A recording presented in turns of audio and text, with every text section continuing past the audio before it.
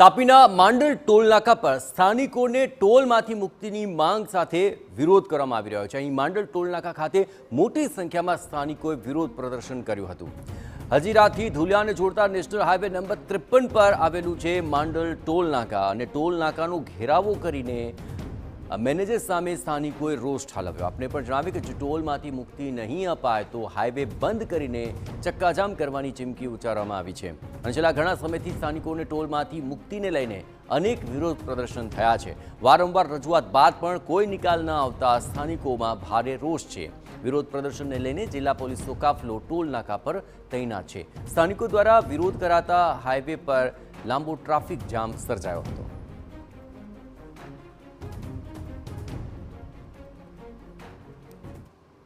ગુજરાતની અંદર જે તે જિલ્લાને ટોલ ટેક્સમાંથી મુક્તિ આપવામાં આવી છે। માત્ર તાપી જિલ્લો જ એવો છે કે જ્યાં ટોલ ટેક્સમાંથી મુક્તિ નથી મળતી। હું જોયા કરતો તો ઘણા વખતથી કે આ શું કરે છે। મારી પણ ધીરજ ફૂટી ગઈ છે। એટલે 84 વર્ષની ઉંમરે હું પણ અહીંયા આવ્યો છું અને જ્યાં સુધી ટોલ ટેક્સની મુક્તિ નહીં મળે ત્યાં સુધી હું